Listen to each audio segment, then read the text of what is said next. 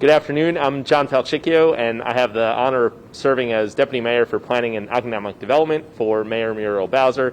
We're here today to talk about two important things. One, supporting small businesses, and two, the vaccine requirement that goes into effect on Saturday, January 15th. So there are two reasons why we have the vaccine requirement. One, to encourage more people to get vaccinated, and two, to make sure that we have safer environments when we all gather together. So the vaccine requirement means that everybody who is 12 years and older has to show proof of one dose of the vaccine when they enter into a restaurant, sporting or cultural venue, or a gym or recreation facility. So they have to do that starting tomorrow at 6 a.m. And so in addition to those who are 12 and older having to show proof, those who are 18 and older have to actually show their proof of vaccination as well as their photo ID that matches that proof of vaccination. So we've laid this all out at Mayor.dc.gov. That's where you can find more information about the vaccine requirement that goes into effect.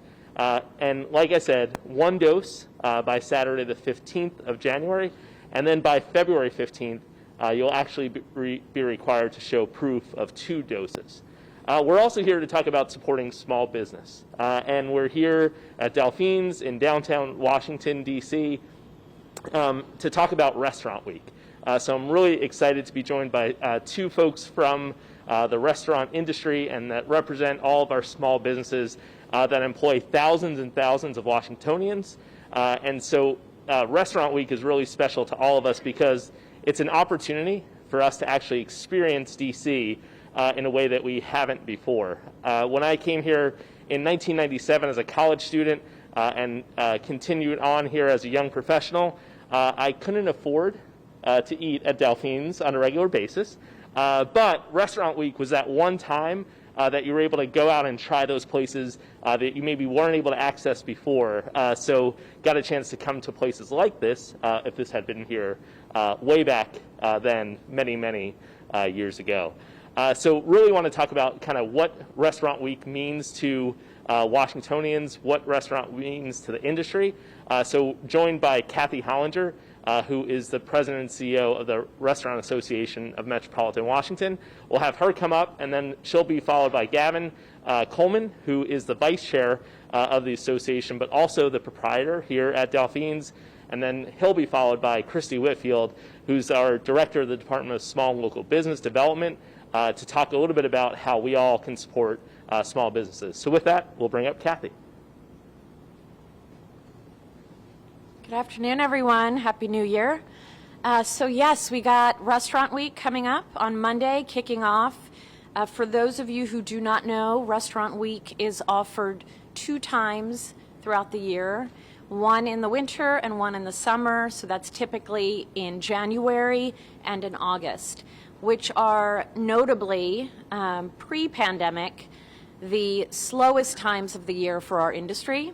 So we had a program that was designed to really bring people out, support small businesses, but also have diners experience a range of culinary options here in DC and across the region. We have over 200 restaurants participating in Winter Restaurant Week.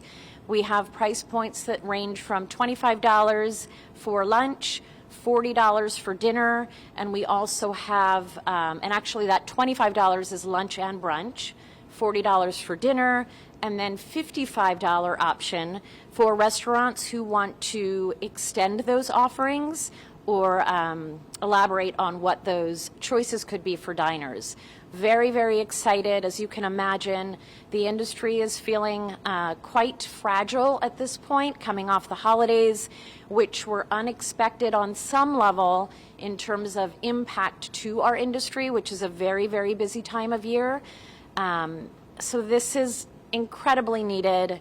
Diners have been so supportive during the pandemic. This is another opportunity for diners to be able to do that in a way where operators are meeting them at their comfort level. So we have offerings that are, of course, on-premise indoor dining, as well as outdoor dining options, to-go offerings, as well as what is some modified version of a family meal at the Restaurant Week pricing for 2 or 4 people.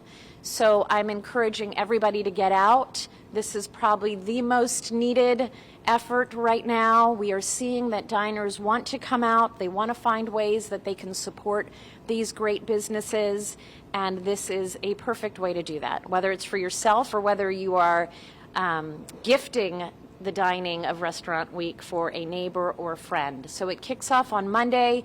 It goes until the following Sunday, and you can see all of the great restaurants participating at rwdmv.com. I think that's it.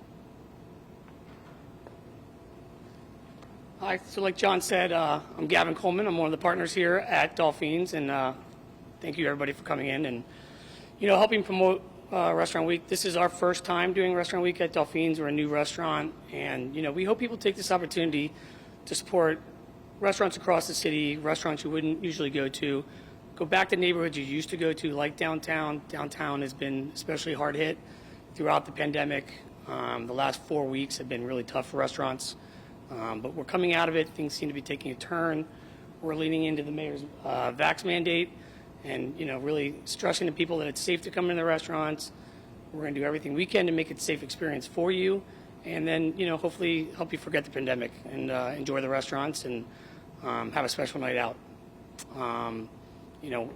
Whether you're doing it at a place like Dolphins or if you're doing it at your neighborhood place, every restaurant's going to appreciate the support. And hopefully we'll remind you to come out again after Restaurant Week as well. All right? Good afternoon. I'm going to pick this up, Deputy Mayor. Good afternoon. I'm Christy Whitfield. I'm the Director of the Department of Small and Local Business Development. Mayor Bowser has said consistently that we're all in this together and we're going to get through this together. I am a parent. I'm a former business owner. And I'm tired of COVID, like everybody, right? People want to know what they can do sometimes, and we've felt a little powerless. So you vote. You vote with your feet and you vote with your money. So get vaccinated and then vote with your feet and vote with your money. Do you know somebody that's tired? Do you appreciate a teacher? Do you appreciate a first responder? Buy a gift certificate. Give them a night out. Give them an opportunity to do something that's a little bit of a stress release. Our restaurants need our help. Everybody wants our restaurants in our neighborhoods. The restaurants in your local neighborhoods help your property value. Do it because you don't want your property values to go down. Do it for whatever reason you need to do it. Vote with your feet, vote with your money. Support your local establishments and get out there and do it in a way that's comfortable for you. Do it in the restaurant, do it and carry it out, do it for a friend. We need the support, and we all need a little fun, and the delicious food will be worth the trip. So come out, support, and get your shot. Thank you very much.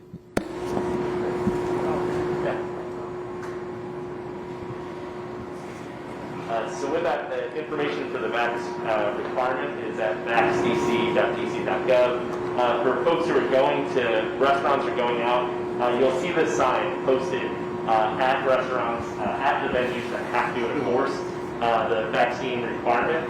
And so what we do is we lay out on that where it is required. We also have a QR code so that people, when they arrive at a restaurant, they're not sure what the vaccine requirement is, can easily access the vax.dc.gov. So with that, we'll take any questions. Yes, Mark. Staying with the sign, so is that sign mandatory? Do they have to have that actual sign with the QR code? Yeah, so we have asked restaurants and other venues to use that sign. What we've seen over the course of time is we've seen folks use other signs. I've actually seen on certain places that they've actually, like for their mask, they've actually like etched it into the glass at this point. So we may evolve on that, but for right now, we're asking everybody, just as we get off to this start of the vaccine requirement, to use the sign. And then the mayor's mandate does not cover employees of any of these establishments. In the past, her reasoning for that was because of the federal mandate, which was struck down by SCOTUS. Yeah. So will the mayor now amend her mandate to include employees of these venues? Yeah, so what was interesting was there was a Supreme Court ruling that came out yesterday, and the Supreme Court struck down the federal requirement. And again, Mayor Bowser has stressed how supportive she is of the federal requirement. Now that it seems like that won't be in place, what we will do is analyze the ruling and really kind of, one, we want to get out the message that an employer can put in place a vaccine mandate. So we as the district government have a vaccine mandate for our employees. We're going to have updates to that in the days ahead to talk about when that will become a mandate without a test-out option. But an employer is actually allowed to go beyond and to put in a mandate themselves. What we have to check now with the court ruling is whether the district can force other employers to do that. So again, we as district government can do it for our employees, and the mayor has. And then for private employers, they can put in their own vaccine mandate. What the Supreme Court said was the federal government can't mandate them to put in that mandate. So, Like Delphines. Like Delphines. Like Delphines. So, We kind of leaned into that early here. All of our restaurants, Delphines, Salt Line, the Dubliner, and we mandated all of our employees to be vaccinated. And to be honest, our employees embraced it and were looking for us to do that. It made them feel safer at work, and it made customers feel safer going into the restaurants. So, I mean, it was a non-issue for us. And we did that back in August. And since we've actually mandated boosters as well. I'm sure the Deputy Mayor appreciates you showing him that lifeline, but if I could follow up with the Deputy Mayor on that. So you're telling me you guys have not, your general counsel has not looked at this before the SCOTUS? Oh, no, we have. We just have to review what the actual content of the ruling is, which came out yesterday. So if you determine that the mayor does have that authority, would she then? Well, it'd be something we have to review. So I don't have anything to announce on it today, but we are looking at it. Yeah. And then, are you aware of the social media posts by the big board on H Street, which appears to, I infer from their tweet, that they're not going to enforce? You've had this with businesses over the past 2 years. With Yeah. mandates that they push back. I'm wondering if you're aware of this particular business that has gone public saying this, and what will happen tomorrow with this business? Yeah, so remember, we've always led with education, compliance, and enforcement, so we want to make sure everybody gets the word out. We've had folks go door to door to businesses, bringing signs like the one you see behind me, bringing extra masks to businesses to try to support them. And actually, you're right, every time we've put something that's a requirement in place, we have had someone say, I don't know that I'm going to do that, right? And what happens is our agencies will go out and talk to businesses across the board and make sure they understand what we're doing and why we're doing it. There's two reasons we're putting in place the vaccine requirement. One, to make sure that more people get vaccinated, and two, to make sure we have safer environments. So I won't talk about a particular business right now, but I will say that we will, again, lead with education, compliance, and enforcement. And we've dealt with this before, where a business has said, we're not going to do it, and ultimately they do comply. All right, and then can I just ask about a couple of the specifics? You're going to have to show the card, but you can show a picture of the card. Yeah. You can, and your driver's license.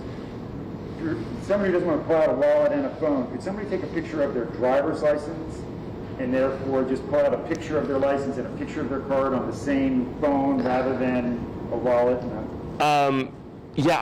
Let me check to see. I think the one thing I don't want to answer that for is I don't know about ABRA establishments if they allow that for also checking that ID for being 21. So I don't want to say yes to that in the instance that somebody then uses it to drink. So just get a walk through that, and we come back to you with an answer. And then gyms and places that have memberships, private clubs, Yes. are allowed to pre-register their guests, their visitors, their customers with their Vax ID so that they don't actually have to check it. It's part of the check-in policy. Correct. With restaurants that have reservation systems in place, would they be able to do the same thing through their reservation system? So what we've asked for, and we've had that similar question for events, and event planners have asked about that too. If we are requesting RSVPs, and part of our requests in the RSVP is to say what your vaccine status, we have said that that is permissible, but what we do want you to do is have a list on site so that if we do come for compliance check, that you're able to show where you've collected that information. Thank you. So I saw Kathy nodding her head. Please, yeah. So is that how it works in terms of the liquor, whether you're old enough to drink, that sort of thing? You can show electronic stuff. So I don't know about, I think ABRA requires that you are showing a actual ID only. I don't know that the technology is there where you can show. However, I was nodding my head more to anything that allows for more streamlining of these mandates and process for a small business owner is going to be easier, of course, as long as it meets the initial intent. I know that the technology is there to be able to support, let's say the regular customer of Kathy Hollinger that goes to this one restaurant all the time. And if there is a system in place that curates all of the Kathy Hollinger information, of course that would be ideal for the small business owner that can at least secure 20% of their reservations, knowing that 20% are regular customers. Now, of course, you represent the industry, and I guess you talk to a lot of people. How are they reacting? Are they for it, or some of them against it, or what's the reaction? To the mandate specifically? To the vaccination mandate? I will say that this has been an ongoing conversation with REMW and all of our operators for months now. We've been watching what New York City was doing, other cities are doing. I talked to my colleagues all over the country. It was not a surprise, so we were somewhat preparing for this. We have many operators who, similar to Gavin, who thought about what would be required in their own establishment as they are reopening and bringing staff back. So they put in their own requirements. So, Sam, I'll tell you this. None of this is ideal. I'm not going to say that, all of this works and it's great. It's all been a challenge and a struggle. Our bigger issue is the policing of everything and the layering mandates of having to have a small business police various mandates. But DC has remained in a pretty good place in terms of the last 2 years now as we've been dealing with this. They have pivoted to be able to take on these mandates, but it is, of course, it's a lot. It is burdensome, and I would be dishonest if I said it is not burdensome. It's that we are all figuring this out and trying to create our own processes within the establishment itself to make it as easy for the operator, the diner, and the employees. And Gavin talked about policing, and to some sense, I thought you were saying basically you're used to having bartenders, so you're used to, I guess, checking IDs and stuff like that. I mean, do I have that right? Yeah, I mean, I've been working in and out of a bar for 27 years. I've been IDing people for a long time to drink alcohol. So that in and of itself is not the biggest deal. I think the idea of being able to put this information into our reservation system, if I can remember what kind of glass of wine you like to drink, what kind of oyster you like, I can remember that you've been vaccinated in our system. So that's good news for us. I mean, listen, we've been learning to adapt to a million different things over the last 2 years. We've always been good at adapting in this business, but the last 2 years we've done an even better job. So if this is just another thing that helps people feel more comfortable going out, then, we'll learn to deal with that as well. Finally, for me, Mr. Deputy Mayor, just a quick question. What are all these apps? I mean, how do you find them? Yeah. Which ones are acceptable? Yeah, which actually, ones are not? and I was going to ask Kathy too, because they implemented one when they had their big event, their big annual event. So I'll ask Kathy to come back up. But we'll allow for any of the apps to be accepted. So there's Clear, there's VaxYes, there's our own, which is MyIR. Is it a list? Yeah, actually, well, we do have a list on Mayor.dc.gov where you can, all the different proofs of vaccination that you could use. You could bring your card, or you could bring a photocopy of your card, because I know not everybody wants to carry around their card. You could bring a photo of that card on your phone, as it was mentioned earlier, or you could use one of these apps to show that you have, again, 1 dose by January 15th and 2 doses by February 15th. But I'll bring Kathy back up to talk about her experience. But go ahead. Let me just get this straight. So if you just take a picture of your vaccination card Correct. on your phone, that's acceptable. That's acceptable, and if you're 18 and over, you'd have to show your ID along with that picture of that vaccination card. Okay. Yep. But Kathy, your experience? Yeah, so back during the summer, late summer, we explored what other cities were doing as it relates to in-person events again. And VaxYes is what we executed for our industry-wide events. And anything that we are doing that is in person, they can utilize that VaxYes. And this was prior to the vaccination mandate in DC, where now we will, it will be a bit more flexible, where we're not just asking people to use VaxYes, which was the case when we did the Rammies in September. Anyone participating had to be fully vaccinated, and they had to show their proof of vaccination through this platform. Very easy, did not take very long. Authentication came in pretty quickly. And we found, for the most part, I would say 80% of those attending using that app had very little trouble. And if they had trouble, it was because they probably had larger technology troubles in general, so we walked them through that. Now we're going to do exactly what the city will require in terms of forms of proof that could serve for showing that you were vaccinated. Hi, Kathy. Hi. The name Bill with Axios. Montgomery County has legislation to sort of match DC's indoor vaccine mandate. It's unlikely Virginia's going to follow in this direction. But do you have just an association of a stance on Montgomery County, the legislation there going the same way as DC? So, our organization is regional in nature, so we have Montgomery County operators as well. Really, we try to approach what is happening anywhere throughout the region as something that people should consider. It could apply to them as well. So we have somewhat been preparing them for that. But we also have operators who are here in DC, and they have establishments down in Montgomery County. They also have establishments in Northern Virginia. And while that can be challenging in terms of trying to keep up with various mandates or regulatory provisions that are in place, it is something that is not, they're not used to. Kathy, can I follow up? Yeah. So just in general, does your association support the vaccine mandate?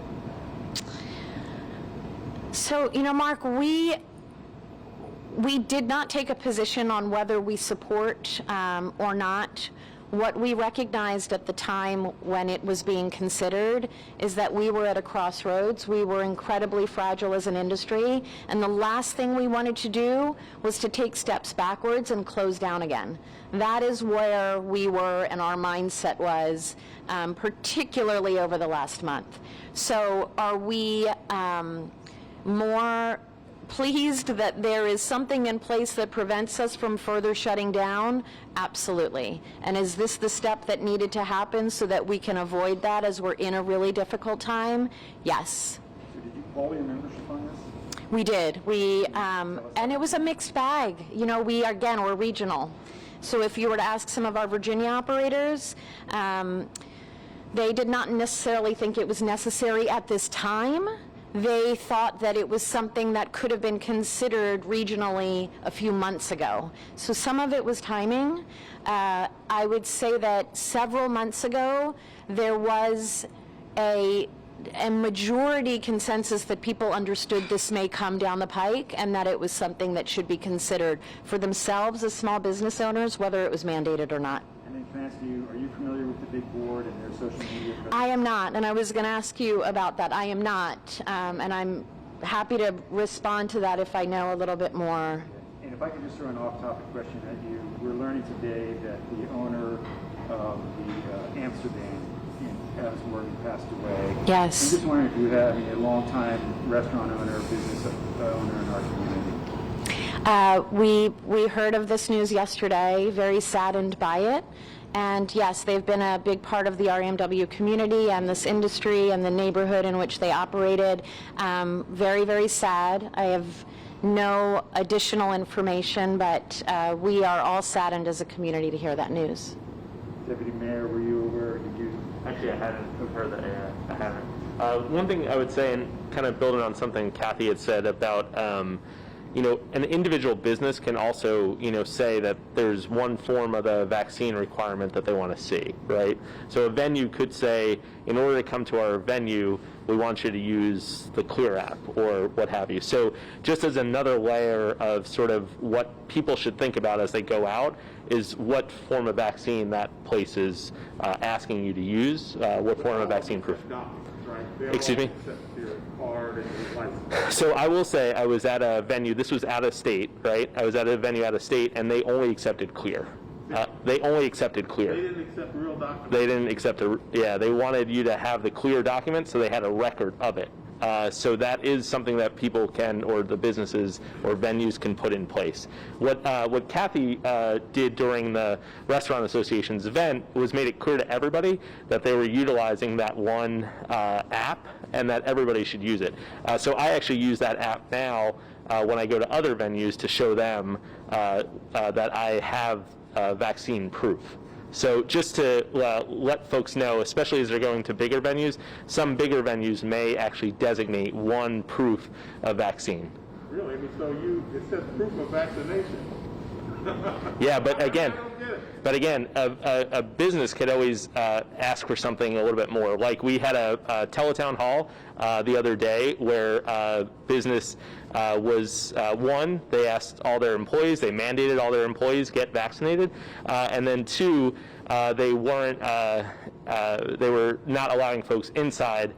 This was on their voluntary program. They weren't allowing folks inside if they had a negative test.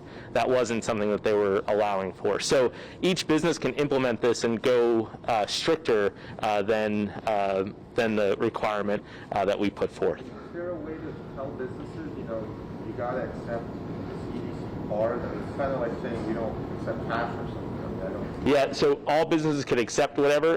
The point I'm just making is that folks should be prepared because businesses can ask for what they want to see. I understand, but can the government say, all businesses, you have to, there's a baseline? Well, we think the easiest way to implement it is to have all the proofs of vaccination available and readily accepted. But you can't write into it saying that if you're a business, you have to accept the CDC card. You can't say, we're not going to accept the CDC card, we want. Well, I would think they would all accept that. And we haven't heard that at all here, just letting folks know that they should check ahead at how exactly to show that proof of What I'm saying vaccination. is that that's permissible, and I think what we're getting at is that, one, I can see it's like the betting app, right? What if the Capital One Arena has a fiscal interest in the Clear Pass and only accepts that because somehow they're getting, I'm not saying that they are, I'm just saying, what if they did, and what if people don't have a phone and you're, Right. it's like not accepting cash, you're saying, which is a whole other system, and I'd like to ask you about that in the district, but Which others? why would you allow businesses not to accept the federal and government issued ID? Well, sorry, and I don't mean to say that we're encouraging that or saying, but that is, again, it's the fumbling that you talked about between the phone and the ID and things like that. It is permissible for folks to make it more strict. And can I ask about the cashless? That was passed by the D.C. Council. I don't know where Yeah. the street on that. It was suspended during because it was. I've got to check where, I got to check whether that was in the public emergency or the public health emergency, and whether this one, the public health emergency that was But it was never recently, funded. Enforcement was never funded by the administration. or by the council, correct. Okay. Why not? So there's a lot of things that are passed each year by the council that don't. Does the Bowser administration support businesses being allowed to buy cash purchases? So we have, I think the mayor signed the bill, but we haven't had the funding for it, and the council did not either. Okay, but again, so I just want to make sure I got. So Yeah. Does Clear do something special No, it's more so how the business wants to implement this, right? So what is the easiest way for the business to implement it? And some businesses will put in place one uniform way for them to check the vaccination status. I'd be interested in Kathy's response because she's Yeah. been kind of reacting to it. Yeah. So you go into a restaurant and a DC-issued driver's license is not acceptable, and a DC-issued vaccination card is not acceptable. So this is, I do nod a lot. Just because I nod a lot, it means nothing. I need to stop nodding. But I will say this. Right now, I would say that the majority of small businesses want the flexibility to be able to have diners come in a way that is easy. They could show their whatever form that is allowable, they want to be able to take that in. There are cases, and the Rammies were a great example for us. We needed one platform that was easy for us to be able to verify, to get people. We were the first real in-person event in DC of that scale, and we had to do our own management of how we were going to verify people coming into our event. Will restaurants in DC begin asking that they only use VaxYes or Clear, or possibly down the road? I would imagine, and Gavin is probably a great person to ask as well, I would imagine that restaurateurs want to have as many options as possible because they want to be able to bring diners into their restaurants in a way where they feel safe and where they are able to bring their business back to life. Gavin, Yeah, I mean, would you agree? this, for us, really isn't an issue. I mean, we're going to accept CDC cards, we'll accept apps, we'll use it with people's IDs. We're going to make it as easy as possible. I think the mayor talked about it being a good faith effort on our part to make sure people are vaccinated when they come into our restaurant. We also know that there are people that might try to, trick us on that, and we'll do our best, and maybe that'll get through. Hopefully it doesn't. I think going back, though, Mark, you asked a question about, do operators support this? Does the RMW support this? And as an operator, as having friends that are operators and colleagues, there are different opinions on that. I will tell you that everybody is in a consensus that this is better than rolling back capacity. This is better than us not being able to sit people at the bar and explain why that's not acceptable and sitting at a table is. This is better than us measuring our tables and things like that. So it allows us to do the business that we need to do to survive the pandemic. And with that, I think everybody's kind of behind it, as opposed to the alternative. Thank you, Gavin. Just one more question before we go. Anything else? The Deputy Mayor, Yeah. about snow. Snow, yeah. What's the snow preparation for? So teams have already started to deploy for brining, and then they'll also be ready to salt as well. Right now, it looks like it's a Sunday morning arrival of snow, taper off by the afternoon, and so we'll have a full deployment that Mayor Bowser will deploy to address the weather, but we're watching it and being briefed on the latest forecast. Looks like now it's between 3 or 4 inches was the last update we got this morning, so teams will be out again pre-treating with brine and then using salt and the plows to address the snow on Sunday. If I can follow up, the snow plow map that residents are looking at, they're finding it's not really accurate. Any comment on what residents should expect from this map? Yeah. They see a snow plow has been gone through their street allegedly, but you look at it, it hasn't. Yeah, so the question's about the snow map, and the map is generally populated by equipment that is on our district-owned vehicles. And so when those district-owned vehicles are being supplemented by contractors, they don't have the same technology on their vehicles. And so in the most recent storms where we had big COVID impacts to our staff and we had to rely more on contractors, the map wasn't updating in order to reflect the true effort that had already taken place. So we're working to address that and also to make the map more clear about what it means that a plow has passed and to get it to a standard that we're trying to show what is passable and non-passable so that residents can utilize it to understand what's happening in their neighborhood. Is there still a DPW shortage for snowplow workers? So they're still impacted by COVID, not as extremely as they were in the last storms of last week. Great. Thanks, everybody.